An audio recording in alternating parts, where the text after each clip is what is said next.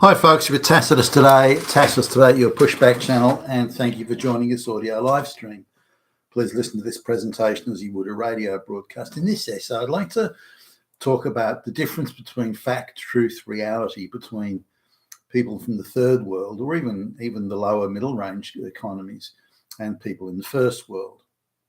Now, I'll talk a little bit about examples and I'll come back to sort of the reasons why.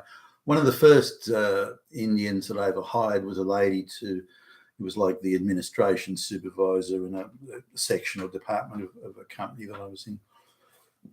Well, I was like one of the VPs, and the CEO was leaning on me to have a more diverse workforce, and this is the earlier days of that sort of stuff. It wasn't anywhere near the crescendo it later became and currently is. But so I employed her. She claimed to have substantial experience in this and claimed to have qualifications and expertise and was close to a good match. I thought there were some better local people that applied, but again, I was being leaned on to hire a female and a minority. So I did. Turns out she had no idea what she was doing and maybe lasted a week, if that. And so I sat down with her and said, look, we're going to have to let you go. But seriously, given your credentials and qualifications, how is it possible that you had no idea what to do? And she at this stage, when the game was up, was quite sort of, well, those qualifications, we got the family bribed the local college to get me those. I never studied anything. I don't know anything about it. That was so there was that. Now she came from an upper class Indian family and bribery is just a way of life there. So to her, this just casually mentioning, well, my family bribed the guy. I'm someone of great social standing, so I have to have a degree. That's or say I have one. That's part of the sort of the image and the presentation of being an upper class person. But if you think I'm actually going to go to college and bust my ass in the books, then why would I do that? Why would someone of my sort of social status do something so vulgar and lowbrow and so on? So then it came to the matter of experience. Now this differed a little bit there. She was employed by the family business, which was a local monopoly and whatever. And so she actually didn't do any work. Again, she was a figurehead director of administration, whatever she was called. She sort of swanned around, looking important and having a nice office while flunkies. And she was, again, talking to me, why did you think I would do work? Why would someone of my social status lower myself by doing work? So it came down to, well, why did you tell me, at the interviews and the other people that interviewed, why did you say that you had all this expertise? And this is where the pointy end comes, and I'll have other examples on this, but she was, well, you believed it, so it's not my problem. If you believe my lies, you are the problem, not me, by telling the lies. And anyway, if I tell a lie and you believe it, we now have a created reality that you and I share. Thus, you are bound to me in as much as you believe my lie and you act on it and make arrangements around it and organize yourself around. Thus, you are complicit in the lie because you believed it. You didn't have to believe it. No one made you believe it. Therefore, and this is quite astonishing. So there is no such thing as a lie. If you can get one person to believe it, then it ceases to be a lie at that point, was her position. And I didn't realize that was very much an Indian subcontinent sort of way of looking at things. And she sort of went on to say, well, the fact I deceived you, that is, I told you a lie and you believed it, so my deception was successful. That confirms my moral superiority to you. Because you believed the lie. One of my fellow countrymen, would never have believed that lie. But therefore, so this sort of intrigued me that people would think like that. So And she certainly did. Now, I found other Indians, again, upper class Indians, Brahmins and so on, did the same thing. So later on, I hired, I may not directly have hired them, but was hiring people who claimed to have PhDs in computer programming. And it turns out not only did they not have a PhD, or if they had, it was just a bribed, manufactured bit of paper PhD. They never studied anything. Not only do they not have the qualifications or the experience that they claimed they had, they actually had nothing. They couldn't cut a line of computer code to save their lives. So now, if somebody's sort of fairly close to it, so that they say they've got a PhD in computer science, really they've got a master's. They say they're competent in cutting code in 10 computer languages, but really it's 9. Or they say that they've got 10 years experience, but really it's only 9.5. I'm not going to bother with that. Look, that's fine. Bit of window dressing on the CV, I don't really care. As long as they can do the job. Now, if they can do the job, it's a different matter. But if they can do it, or they're very close to it, give them a day or two and they're up and running, then I don't really mind. But for people to say that they're experts in computer programming, and they know nothing. I mean, the guy couldn't even switch a computer on, let alone cut a line of code. And again, he came up with this Indian dude came up with this attitude. Well, you believed it. You believed my lies. So that, I mean, if you had a problem, you shouldn't have believed it. You are now part of the lie because you believed my lie, and that means you are now my sort of co-liar or co-believer in the untruth. Therefore, you are equally to blame here. So they have no concept of lying and untruth and fact and reality. I found that they just can't seem to get their head around it, and they perceive Western people as strange by believing that there are such things as facts and objective truths and so on. The same thing happened again. I was getting leaned on to hire minorities, and we ended up hiring some black people. I just remember this black guy, and he would he'd go goofing off. He had this thing that his wife was having an affair or multiple affairs in the way he was on it, and so he took time off work. He just goofed off to spy on her, thinking that he would he'd catch her out and all this sort of stuff. Now he's a northeastern, I think he came from New York or somewhere like that, black guy, and quite well spoken all up. Didn't talk in street jive talk or anything like that. And he would just goof off, and we said, well, where have you gone? I was out, doing work and seeing customers or something like that.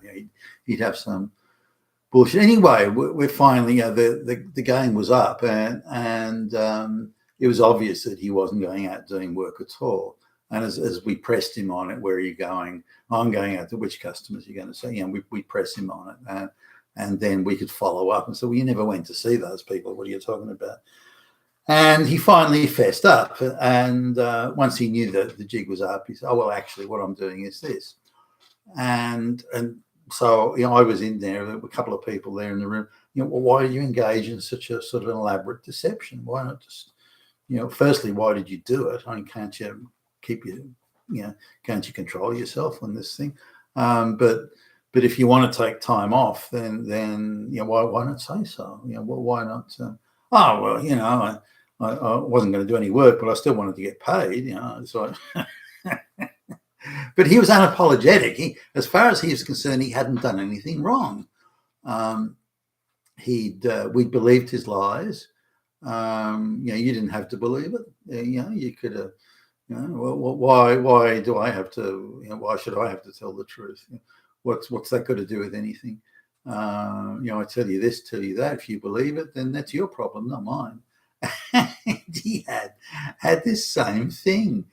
And again, I found that out. But as I traveled in business around the world, I found on and off that this same thing would come up. Now, when I'm the white boy from the white company throwing lots of cash around, all these third world people are very easy to get on with. Not that they don't tell you lots of lies, they do, but they're very easy to get on with. Your reality is a reality they're happy to accept because your reality, the white man's reality, comes with lots of cash being thrown around.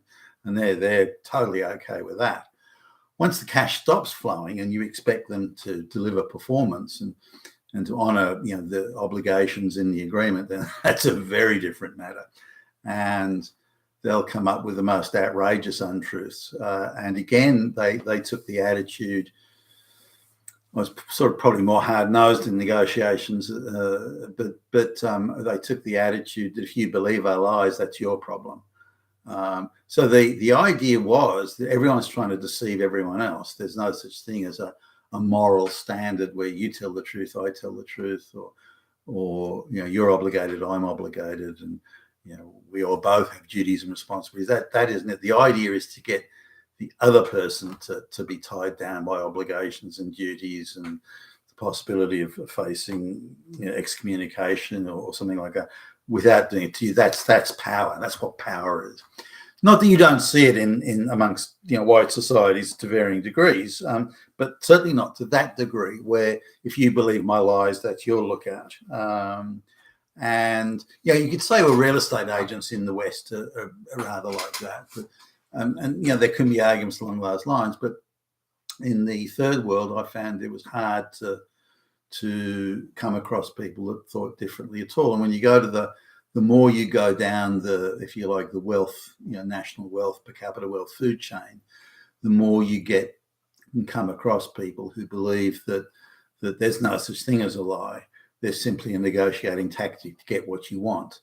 And if the other person believes that it's their problem, not yours, that it just means you told the better creative lies. Your lies were better. That you're a cleverer liar, which makes you actually a kick-ass dude. So these are the sorts of things that go on. Now, how did that happen? At what point did it? Now you can say there's Christian religion, thou shalt not bear false witness.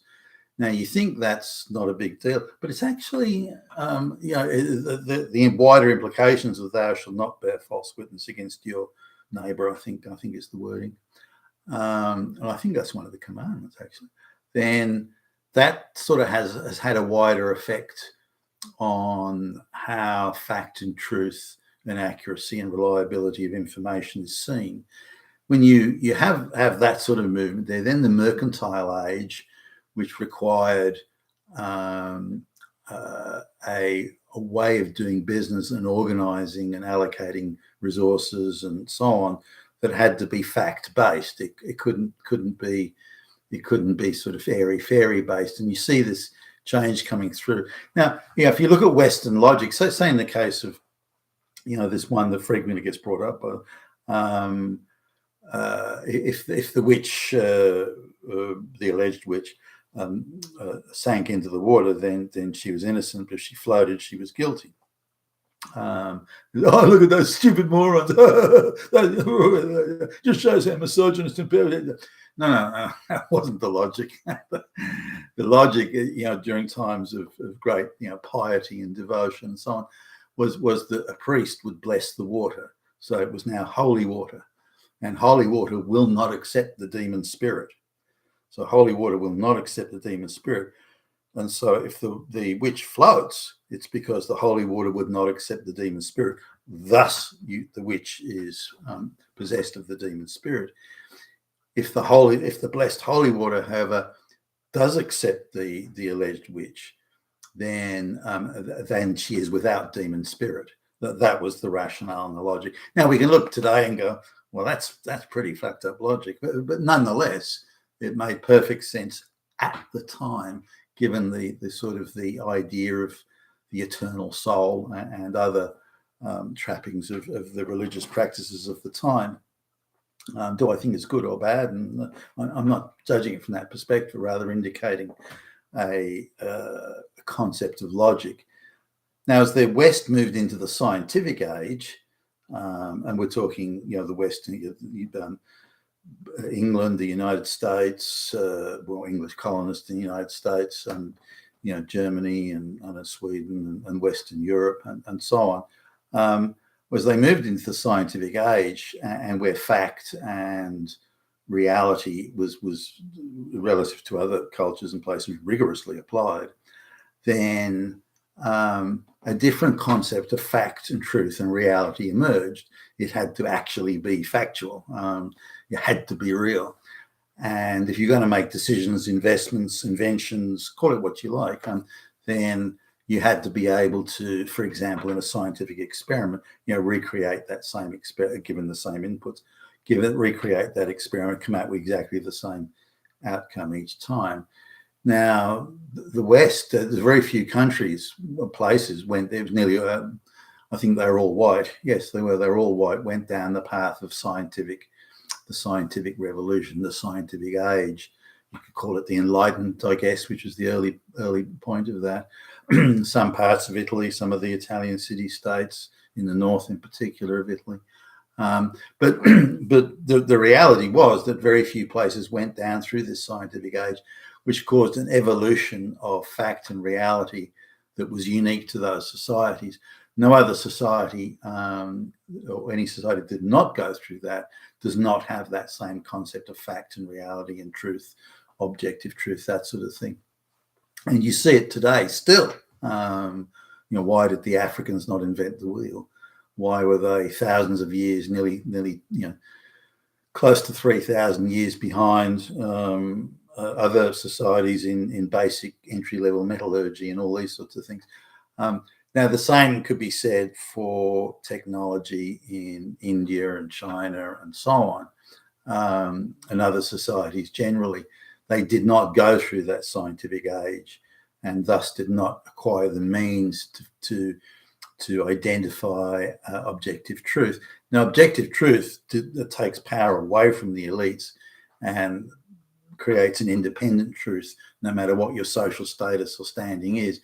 Now, the societies such as the Brahmins in India and so on, they call themselves the keepers of the knowledge. They want to arbitrarily determine what is truth and what is not truth, or reality, or what is fact and not fact.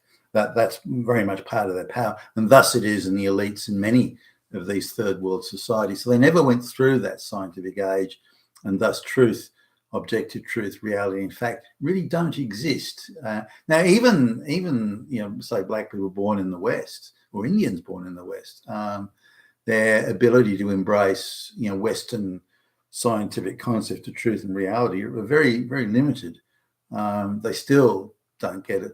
Now, until they understand that, then I don't think they can integrate into Western society.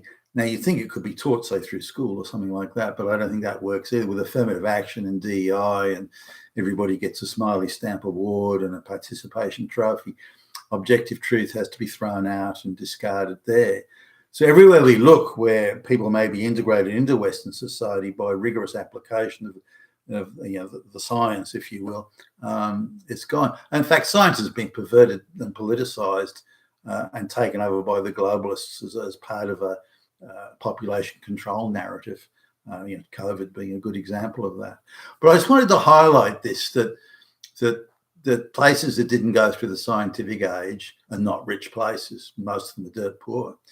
Places that did go through the scientific age, such as England and again the United States and Germany or whatever, are now going full circle where they're coming out of the scientific age back into the age of sort of medieval type concepts of reality that are woven into fantastic narratives that again bear no resemblance to reality. And I think that's where we're heading. You've been Tacitus today, your Pushback Channel. Thank you for listening.